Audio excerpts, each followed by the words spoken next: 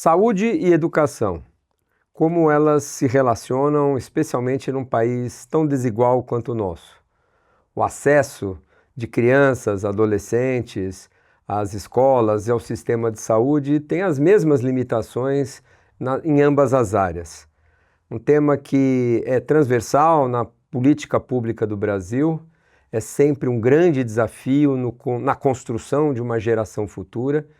E para falar sobre isso, nós temos, Rosana, eu e Rosana aqui no R3K, temos a honra e o prazer, o privilégio de receber uma das maiores vozes na atuação em defesa da educação do país, Priscila Cruz, fundadora e presidente executiva do Todos pela Educação. Priscila, muito obrigado por estar conosco, é uma honra recebê-la aqui e conversar sobre um tema para nós tão caro e acho que tenho certeza para todos nós aqui no Brasil. Seja muito bem-vinda. Eu que agradeço o convite, gente. Uma delícia falar com vocês.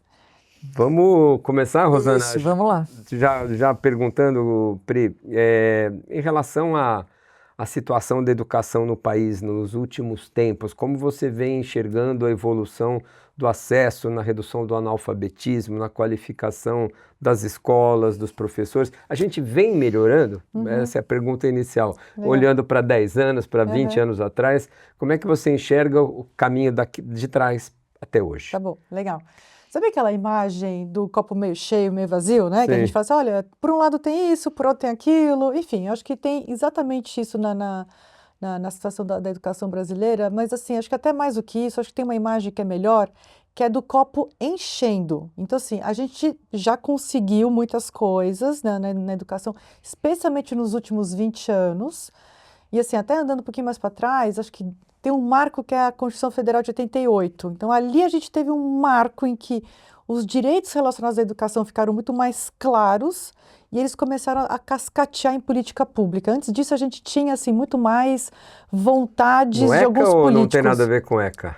Não, tem mais a ver com a Constituição de 88, depois com a LDB, que é a Lei de Diretrizes e Bases da Educação Brasileira. Então, assim, tem ali algumas legislações que foram muito importantes, mas 88 foi realmente um marco.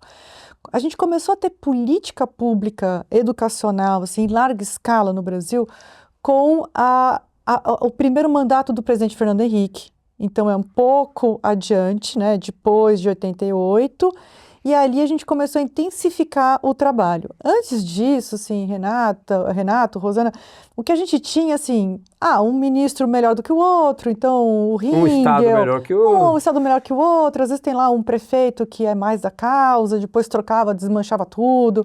A gente não tinha sustentação nas políticas. Então, nesses últimos 20 anos, a gente começou a colher os frutos de políticas que começaram a ficar cada vez mais robustas, mais sólidas, com mais resultados. Então, assim, a imagem é de um copo que está enchendo. Boa. E o que está enchendo, né? Está aqui alguns exemplos de alguns dados.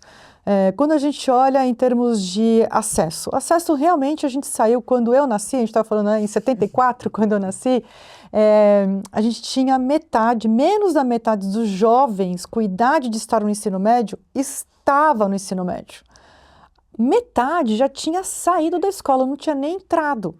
Hoje a gente tem perto de 100% dos jovens no ensino médio. Então, assim, em termos quantitativos, de acesso, mudou de acesso, mudou muito, muito importante. Pegar aqui um outro exemplo que é da alfabetização, porque não basta estar na escola, tem que aprender. Na alfabetização, o Brasil deu um salto, que é um salto assim, relativamente recente, em termos de aprendizagem, né? Então, a gente já vinha falando há muito tempo, né? Alfabetização na idade certa, alfabetização na idade certa. A gente começou a avaliar, a mostrar que assim, os municípios sozinhos não iam conseguir melhorar esse indicador, porque basicamente a alfabetização está sob a gestão dos municípios. O município sozinho não dá conta, tem que ter apoio dos estados, do governo federal. Então, foi amadurecendo. E a gente chegou, olha, quer ver? A gente teve um resultado agora que acabou de sair de 66% das crianças alfabetizadas. Bom, então é isso, assim, é o copo um pouquinho acima da metade cheio. Mas está enchendo, porque 2 anos atrás era 56. Então, em 2 anos, a gente subiu 10 pontos percentuais. Bastante. Muita coisa, né? Para quem trabalha com saúde, por exemplo. Muita coisa. Olha, até a gente conseguir chegar em todas as crianças brasileiras, melhorar a prática docente, escola bem gerida, porque alfabetizar não é simplesmente adotar um livro didático e fazer a coisa mágica vai acontecer. É um monte de fatores que precisam estar trabalhando de forma coordenada, acontecendo. Então, precisa ter muita política para chegar nesse resultado. Então, é isso, assim, 2 anos, 10 pontos percentuais. Aprendizagem no final do 5º ano, a gente tinha 27% das crianças com aprendizado adequado 10 anos atrás, a gente tem 62 agora. Uau. Então, em 10 anos, a gente fez essa mudança. Então, assim, é um copo que está enchendo. Não em todos, né? Assim, acho que não em todas as políticas. A gente ainda tem umas questões. Então, por exemplo, a alfabetização está indo bem, 5º ano está indo bem, 9º ano, né? Estou pegando os anos que a gente tem avaliação. 9º ano já começa a reduzir a velocidade de avanço, e aí tem uma série de questões Mas que a gente tem que... avançando, né? Avançando, mas avançando lento, e ensino médio quase parado. Quase parado. A gente pode falar de redes sociais, que tem explicado muito, assim, no mundo inteiro, cada vez mais tem saído estudos do impacto de redes sociais, dessa digitalização da nossa vida, da terceirização cognitiva que está acontecendo por conta de IA. A gente tem falado bastante aqui das telas e o impacto que tem isso, né? Isso tem impacto, tem a questão também de formação de professores, porque a gente está falando agora de professores especialistas, né, que fizeram as licenciaturas, não só a pedagogia. Aí começa, a gente realmente tem uma situação mais complexa, mas é só para te dar essa resposta assim mais longa, né? Está melhorando, mas tem muita coisa para fazer. Acho que o bottom line disso, só para encerrar aqui esse primeiro bloco, é assim, quando tem política pública e a gente acerta na política pública, a escola pública responde. A escola pública, ela reage e ela dá resultado. Boa, então, tem que ter política pública assim, suportando e fazendo ajudando a escola a produzir resultados. A gente está falando aqui de saúde e educação, né? Sim. E até então, eu acho que no passado, e isso deve estar mudando, era uma coisa bem fragmentada. Educação é uma coisa, saúde é outra. E a gente sabe que não tem nada a ver uma coisa com a outra. Eu diria até que não dá para você ter uma boa saúde sem educação. E vice-versa. E vice-versa.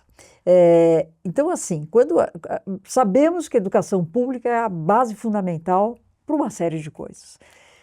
E quando a gente fala em educação, você estava falando de criança, de adolescente, eu imagino que é de todos, né? Então você tem que ter todo mundo nessa mesma linha. Então, eu acho que nas políticas públicas, eu posso estar enganada e quero te ouvir, eu acho que é muito mais focado na educação infantil, que é fundamental. Mas e essa outra educação, esse outra leva aí de idade que também faz parte, e isso, sem dúvida, né, a gente vê uma prospecção muito lenta do nosso país para você realmente ver essa mudança. Então, eu queria saber... Não, você tem razão.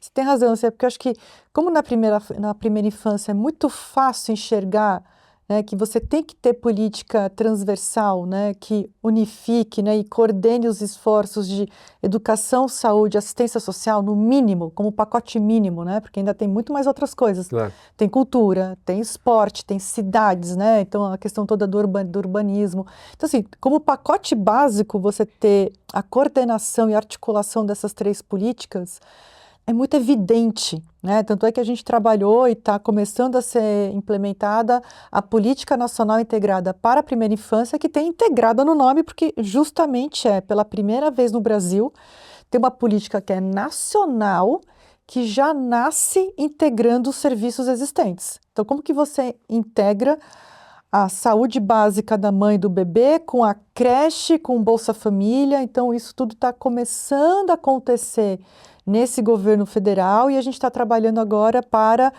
fazer com que essa política ela seja permanente, que não dependa dos mandatos que virão. Então, transformar isso em lei, né? Já passou na Câmara, para ter continuidade. Exatamente, para ter continuidade. Então, deve passar no Senado, e aí a gente consegue ter uma certa assim, estabilidade da política para poder amadurecer, aprender com ela própria, melhorar com o tempo, abranger mais crianças, ter mais musculatura, etc. Então, na primeira infância, isso é mais fácil mesmo da gente mostrar e tudo mais. Depois, quando a gente entra no Fundamental 1, no Fundamental 2, no médio, essa articulação começa a ficar muito mais fraca, né? Chega no ensino médio, ela é quase inexistente. E você tem muita razão, Rosana, porque na verdade ela é tão importante quanto na primeira infância. É muito Que difícil. é hoje quem está no mercado de trabalho, quem está, né? Não, e quando você olha, assim, então, a primeira coisa que chama muita atenção quando você chega numa escola de ensino médio que está, inclusive, com dificuldade de conseguir resultados? Primeiro, gravidez precoce. Saúde, total saúde, sabe? Então, as meninas abandonando o ensino médio porque ficaram grávidas. Então, isso é saúde. A questão da saúde mental de estudantes e professores também é, assim, algo que não tinha na proporção que a gente tem hoje. 20 anos atrás, assim, agora os professores estão ficando doentes, os alunos completamente, assim, é difícil ter um aluno que não passou por episódio de depressão, de ideação, então, assim, é muito... Ou seja, saúde mental... Então, saúde mental, estou falando aqui, sabe? Então, a questão da saúde mental de Drogas, professores, questão das drogas, da violência, a gente agora está tendo um surto enorme desse machismo que machuca as meninas e isola os meninos. Então, isso também gera efeitos na saúde mental de todo mundo. A questão da alimentação, da falta de esporte, né? Porque isso, assim, cada vez mais a juventude... Assim, a gente tem, ao mesmo tempo que a gente tem essa cultura da academia, do wellness, tá, né? Mas na escola pública, gente, assim, você precisa ter atividade física, esportiva na escola, e a gente não tem. Cada vez menos, porque tem uma pressão, inclusive, que eu acho que a gente tem que recalibrar no Brasil, que é do resultado em português e matemática sendo mais importante do que todo o resto. E é uma escolha burra, porque, na verdade, tem que ter resultado em português e matemática, mas não é para abandonar a prática esportiva, a prática assim, de você ter teatro. São excludentes as coisas, não né? deveria ser excludente, né? E por que é excludente? Essa resposta é muito interessante. Por que é excludente? Porque no Brasil a gente não tem uma escola inteira, a gente tem meia escola. Porque 75% da matrícula está em escolas de tempo parcial. No mundo inteiro, a escola é de 7, 8 e 9 horas. No Brasil, a escola é de 4. Então, em 4 horas por dia, não dá tempo de você garantir tudo aquilo. O português, a matemática, as ciências, geografia, a cultura, história, o esporte, sociologia, filosofia e esporte, projeto social, cultura e arte. lazer. Não dá tempo. Então, assim, a gente precisa ter educação integral para garantir, inclusive, isso que você estava falando, Rosana, assim, essa articulação entre saúde e educação, ela pressupõe uma escola de educação integral, de tempo integral. E falando de integralidade desses diversos setores, isso fica muito evidente, como você falou, não só na adolescência, mas no ensino fundamental também, na pré-infância, no acesso desde cedo com as crianças para as mães poderem trabalhar, para os pais poderem deixar suas crianças. E a gente vê muita desigualdade no país, é completamente diferente. A gente está aqui em São Paulo, numa grande capital, o acesso às escolas públicas em locais onde ainda tem escola de lata, ainda onde a segurança alimentar é dependente da escola, dessa criança ela não come. A pandemia escancarou muito isso, né? Justamente os menos favorecidos tiveram um desgaste, uma taxa de abandono muito grande das escolas, não voltaram a estudar, um percentual importante. Então, eu acho que é mais desafiador no nosso país, além de tudo, né, Priscila? Não é só integrar todas essas áreas, mas é conseguir um acesso universal e igualitário. O SUS pressupõe muito isso no Sistema Único de Saúde. Então, a gente vê, por exemplo, nas vacinas, nos acessos, talvez uma ação que tenha uma equidade maior, que integre todo mundo, as salas de vacina abertas no país inteiro.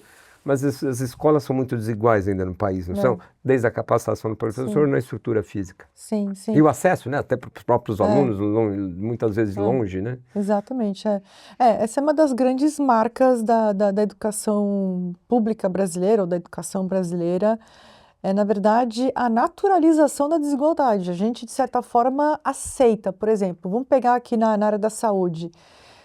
Pode ser por SUS, ou até por uma questão, assim, talvez cultural, até de entendimento. A gente não aceitaria, a nossa sociedade não aceitaria uma criança mais rica ou de renda maior ter mais acesso à saúde pública do que uma criança mais pobre. Então, vamos pegar aqui um exemplo bem, assim, mais fácil que ele é até meio absurdo, mas só para a gente ver como que a gente aceita na educação. Então, vamos imaginar que, assim, olha, as crianças de renda maior, que não tem plano de saúde, mas que tem uma renda maior, têm direito a as 5 vacinas recomendadas pela OMS ou pelo Ministério da Saúde. Agora, se você é pobre, você dá 5, você só tem direito a uma. Olha o absurdo que a gente pensaria em relação a... Não, como assim? Gente, então a gente vai largar essa criança só porque ela é mais pobre? Então, tudo bem, ela contrário, morrer? ela que precisaria mais. Exato. Mas olha só como a gente, na saúde, a gente já cria uma coisa assim... Meu Deus, que absurdo, nunca. Nossa, isso aí é muito cruel.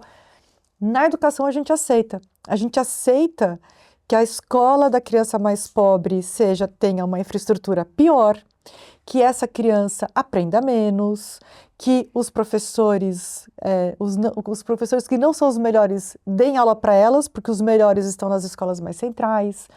Então, a gente aceita na educação coisas que a gente não aceitaria em outras áreas. Tem razão. Entendeu? Então, assim, eu acho que a gente naturalizou, que é uma coisa... Isso é histórico no Brasil, né? Assim, as mães escravizadas, né? E aí que já tiveram seus filhos livres, essas mães elas formaram o primeiro movimento pela educação. Foram as mulheres, foram as mães que foram atrás. Não foi o Estado brasileiro, não foi o poder público. Então, eu acho que tem uma coisa de que a gente aceita meio fácil que tudo bem uma criança que é quilombola, essa criança, ela não se alfabetizar lá no 5º ano. A gente meio que aceita, a gente vê essas estatísticas, a gente, puxa, que chato, né? Chato. Mas naturaliza. Putz, é a vida, né? Agora, se fosse em outras áreas, a gente não aceitaria. Então, essa é uma marca que a gente tem brasileira muito profunda da educação. Não é algo comum em outros países. Então, assim, a gente tem mais dificuldade de ver isso assim, em países que realmente têm uma educação pública de qualidade para todos, é para todos mesmo, sabe? E a própria população fica incomodada ao saber que aquela criança que é a que mais precisa está tendo menos. Incomoda todo mundo. A gente não se incomoda muito no Brasil. Eu acho que essa é uma coisa que precisaria mexer mesmo, sabe, no imaginário brasileiro. Para tudo, eu acho, né? É o princípio do SUS, inclusive, não só mas principalmente da equidade também, você oferecer mais para quem precisa mais. Claro, deveria ser essa regra na educação, só que a gente dá mais para quem já tem mais e a gente dá menos para quem tem menos. Aumenta a desigualdade. Falando o copo enchendo, né? É ótimo do ponto de vista de números, de resultados, do ponto de vista de qualidade, não o quantitativo, mas a qualidade do ensino. Porque assim, óbvio, não estou dentro da parte de educação, mas a gente ouve, ninguém repete, todo mundo tem que passar de ano. A qualidade dos professores, a gente sabe que não é nem qualidade, é o estímulo que eles acabam muitas vezes não tendo, ou depende muito de qual município, às vezes você tem alguém...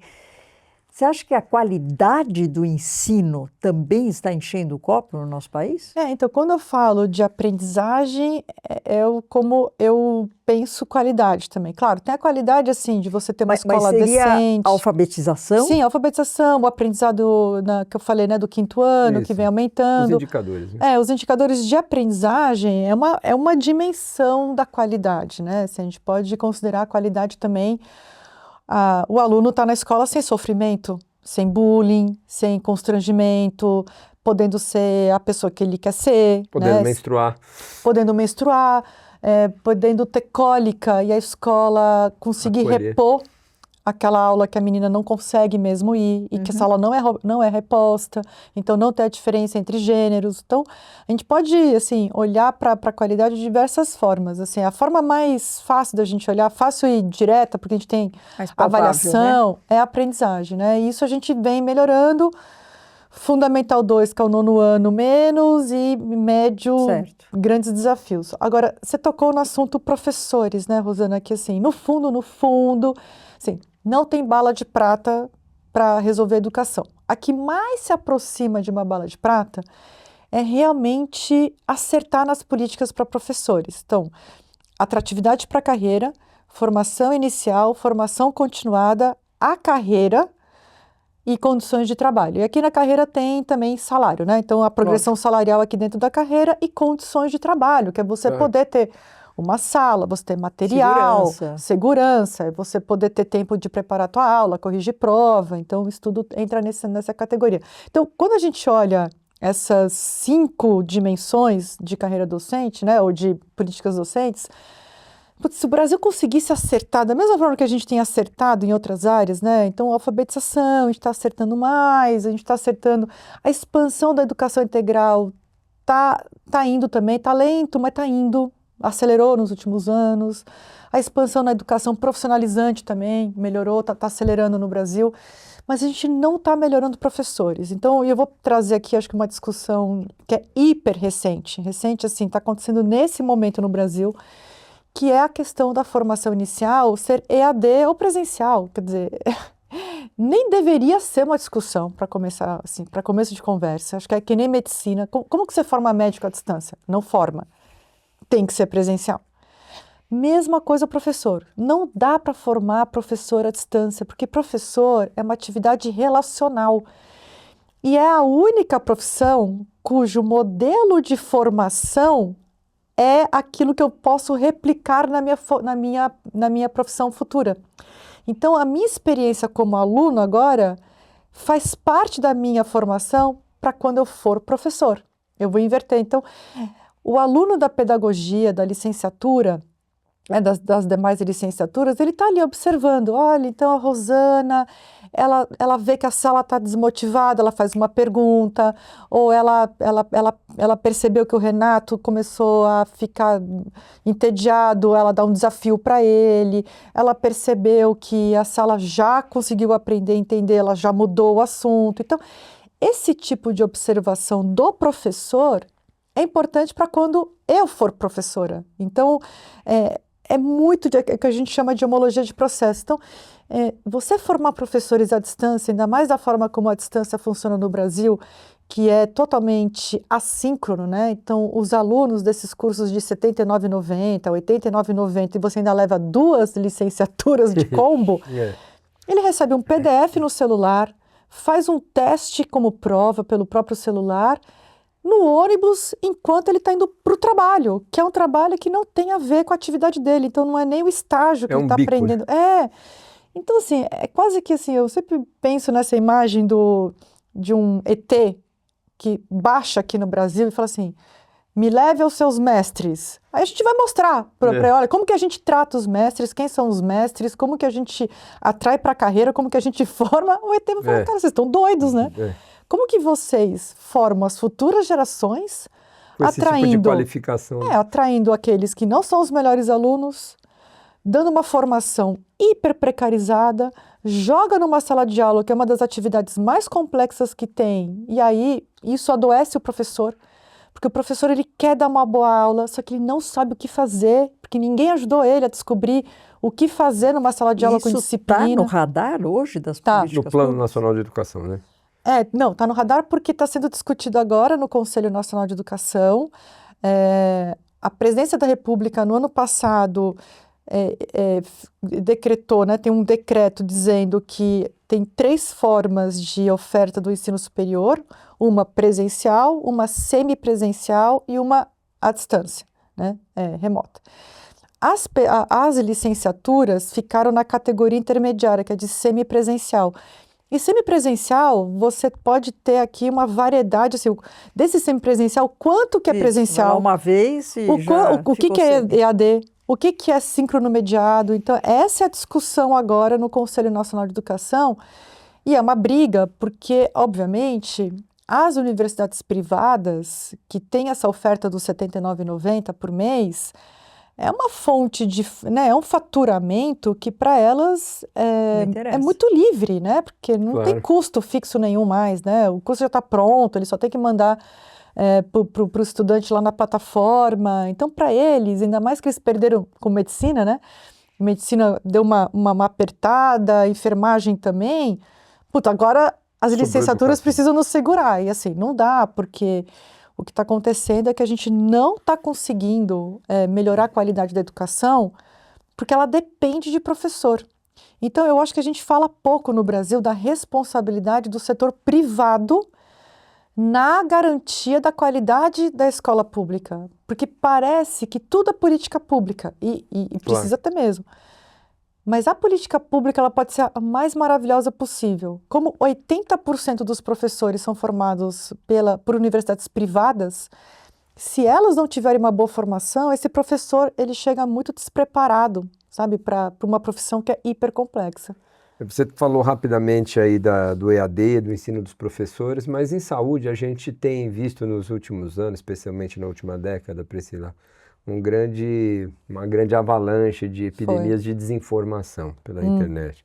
Fake news, falando mal, espalhando tratamentos que não funcionam, vacinas que não prestam, ou seja, uma grande desinformação na área da saúde tem nos afligido, isso para nós, a hesitação vacinal e tudo que vem atrás dessa desinformação, eu costumo chamar de uma doença digitalmente transmissível, essa desinformação, porque faz mais vítimas, às vezes, do que de saúde do que os próprios vírus e bactérias por aí.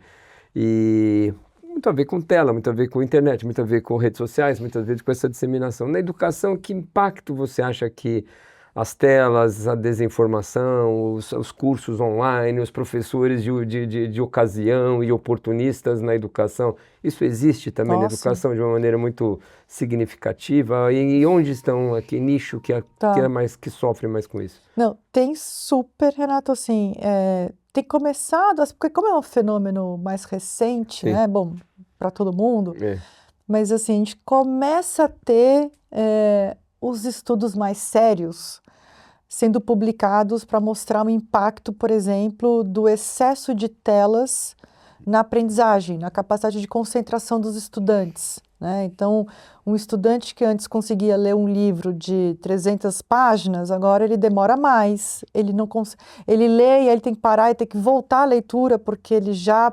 A concentração dele está prejudicada, né?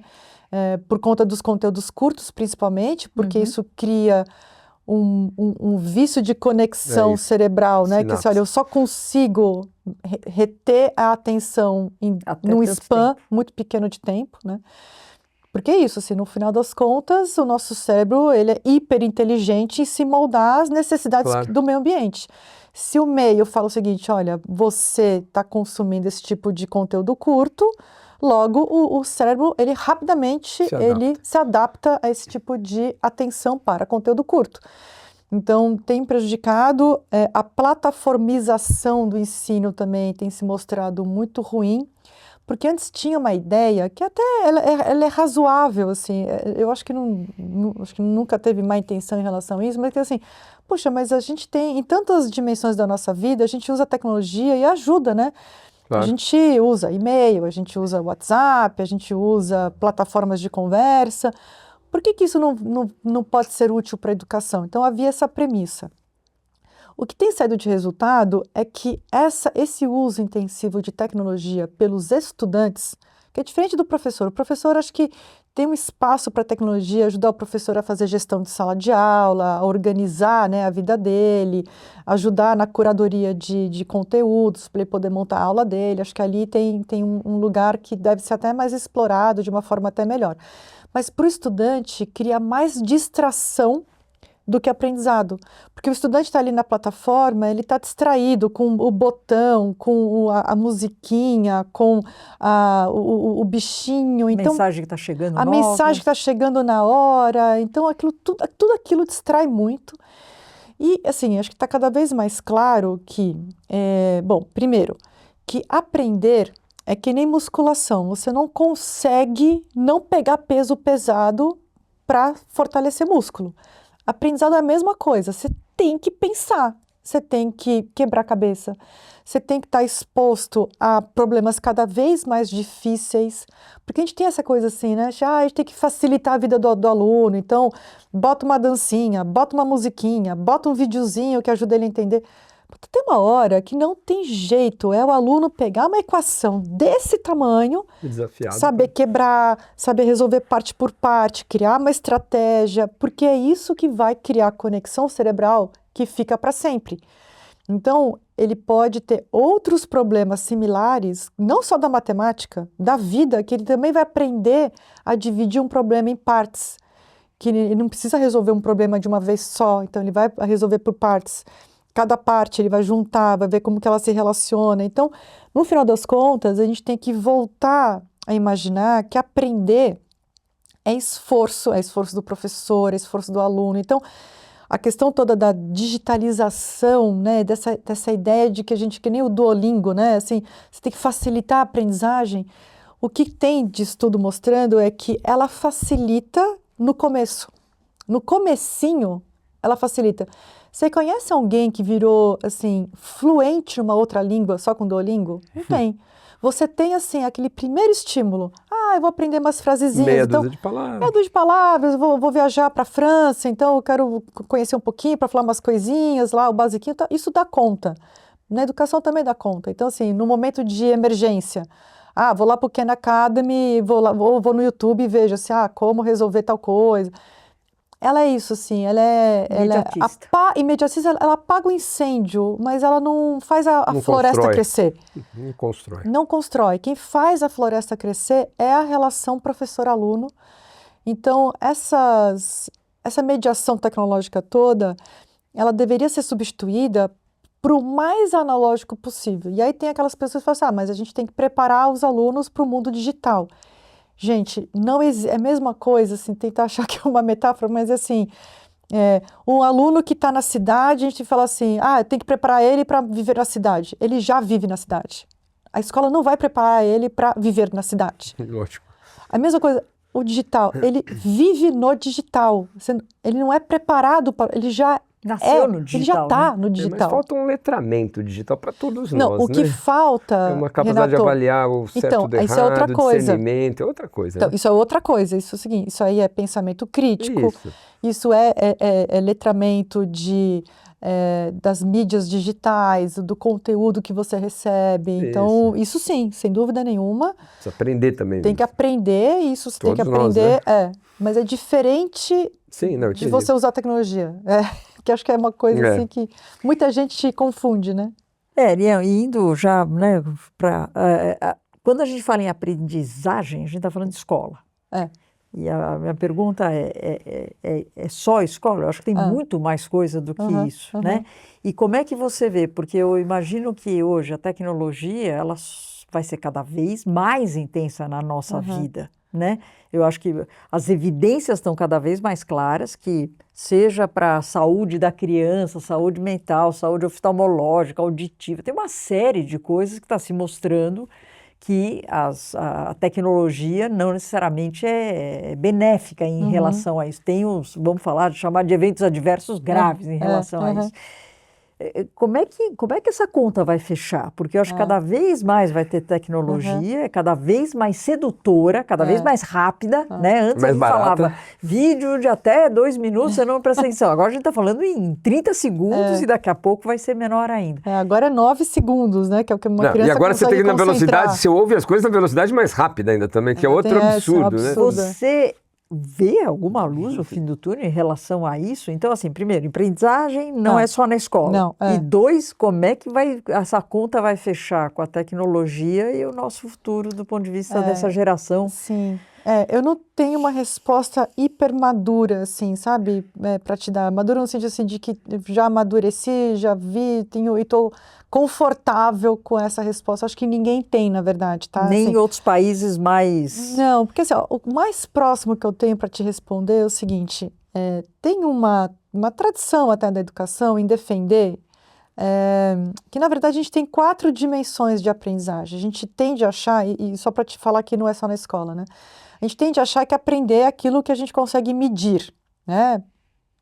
Que nem quando o setor privado fala assim, o que não é medido não é gerido, essas coisas. Na educação é diferente, gente. Então, agora, tem muita coisa que você aprende que você não mede. Você não tem prova do aprender a conviver, né? Como que você convive com o teu colega? Que nota que você tirou? Que nota que você tirou de convivência, né? Então, mas a escola ela não deveria ser considerada apenas na dimensão que você consegue medir. É que sem medir também não dá para ficar, porque você tem que garantir que a criança aprenda português, matemática, ciências. Você tem que ter um indicador. Tem que ter um indicador para ela poder ter o direito de ter mais escolha na vida dela, né? Ela quer fazer faculdade, ela quer para uma outra atividade, assim, ela tem que ter a chance de poder escolher, né? De ter essa autonomia. Mas, assim, as 4 principais dimensões do aprender numa escola, que acho que a gente fala pouco, você tem razão quando você traz essa tua pergunta, né? Que um é aprender a aprender. Então, não é só aprender, é aprender a aprender, porque o resto da sua vida você vai ter que aprender. Você não vai aprender só na escola, você vai ter que aprender no dia 1 que você saiu da escola, você está aprendendo. Só que o que você está aprendendo? Para onde você vai olhar? Que fonte que você vai buscar? Que tipo de mestre você quer ter na tua vida? Que tipo de referência acadêmica que você quer ter? Você quer aprender com quem, como, onde? Entendeu? Então, aprender a aprender é uma competência. Os estudantes que aprenderam muito na educação básica tendem a saber mais, eles aprenderam mais a aprender, porque eles quebraram mais a cabeça para aprender. Eles tiveram que parar, pensar, pegar um texto, falar, analisar, falar, não, mas você quer ver... Então, ele já exercitou, então, assim, a crítica. Essa analogia da musculação, esse músculo do aprender está mais desenvolvido. Só que tem outras 3, né? Tem aprender a conviver, que é muito... Gente, num país e num mundo em que as pessoas estão, assim... Cada vez mais difícil. Cada vez mais difícil, né? Assim, se eu penso diferente de você, você já é minha inimiga, sabe? Então, quer dizer, aprender a conviver é hiper importante. Aprender a ser. Quem que eu sou? A respeitar o outro do jeito que ele é. Então, aprender a ser. Assim, a gente fica nesse mundo das aparências da rede social, que você posta um vídeo sorrindo, você posta e vai chorar no banheiro. Então, assim, quem é você? Quais são os teus valores? Que tipo de vida você, do jeito que você é, você quer ter? Né? Então, é aprender a ser. Para isso, você tem que aprender a se reconhecer, a se entender, enfim. E a 4ª dimensão é aprender a fazer. Porque a gente também, assim, pensa que, olha, num mundo em que a inteligência artificial vai concorrer com a gente no pensamento, né, na produção intelectual e tudo mais, a gente tem que também fortalecer a musculatura do fazer, porque a gente precisa fazer coisas, né? O que é fazer? É construir uma cadeira, é fazer um bordado, é jogar um esporte, é fazer uma atividade física, é correr, é brincar, é sorrir. Então, o aprender a fazer com o corpo, com objetos, é você se interessar por arte, é você manipular coisas, é você imaginar que você não é um robô com uma cabeça de humano, você é humano, então, e o humano faz coisas, né? Então, e a gente aprende muito fazendo. A gente aprende fazendo um projeto social, você aprende fazendo alguma coisa com outra pessoa, você aprende a se reconhecer fazendo alguma coisa sozinho. Eu vou lá, faço um cinzeirinho de argila, eu estou lá com os meus pensamentos me entendendo. Então, eu acho que essas 4 dimensões são as 4 dimensões que, se a gente entendesse que educar, né, e são as 4 dimensões, deixa eu só dar o crédito, né, que é do Delors, do Jacques Delors, assim, a gente tem que entender que a educação é a junção das 4 dimensões, né? Para além do aprender. Então, eu acho que, aí sim, Rosana, assim, acho que a gente tem que entender que a escola tinha que ser o lugar em que as crianças e os jovens, eles fazem a musculação dessas 4. É muito mais do que isso. Mas dessas 4 dimensões. Dessas 4 dimensões. Dessas 4 dimensões. E a saúde tem tudo a ver com isso, o resultado disso, né? Saúde mental, saúde física, saúde, um planeta mais saudável. Bom, só temos aqui... Muito bom. Passa rápido, para ficar umas 4 horas aqui. Bom, eu aprendi um monte, né? Ainda mais que a gente na medicina é muito dentro da saúde. Na então, educação também, tudo chato. Nós somos aqui... Não, de verdade, Priscila, só agradecer, né? Eu acho que foi excelente. Certamente a gente tem mais assuntos, né? A conversar e a debater. Ela volta, né? Voltará. Não, e fiquei mais feliz, é a primeira frase que o copo está enchendo. Então, isso eu acho acho que é você que está super dentro e tem Sim, essa sim. visão, então ótimo que o nosso país está indo por É. essa linha. E, lógico, Parabéns pela educação, parabéns pelo seu obrigada, trabalho, gente. fantástico. A gente te acompanha há muito tempo aqui, acho que todos que estão nos assistindo aqui conhecem teu trabalho. Você é uma luz, uma referência para todos nós. Imagina, não. E a gente tem uma equipe legal. Tem aqui Eu sei, a você Nicole, tem um monte de Instituto. gente. Não, eu vou até colocar aqui o arroba todos pela Educacau, né? Educação, mas sem os acentos. E o arroba @pri_educacau também. Pri Cruz. Pri Cruz. Desculpa. Arroba Pri Cruz, _educacau, Isso, né? Que é a educação, para ver mais coisas e aprender mais coisas. Então, legal. agradecer pelo trabalho que você tem feito, pelo futuro do nosso país, porque sem educação não tem futuro. Então, realmente uma coisa tem a ver com a outra e, lógico, pelo papo aqui. Obrigada, gente. Siga a gente também no R3K, esse e tantos outros episódios estão lá, R3K Oficial, ou no Instagram da Rosana Richman, Renato Kifuri também, nos tocadores de podcast e no YouTube e nos outros canais também. Pri, obrigado por essa voz enorme que você tem nesse país e por estar conosco, esse privilégio. Adorei a conversa, gente. Obrigada pela oportunidade mesmo. Obrigado a você.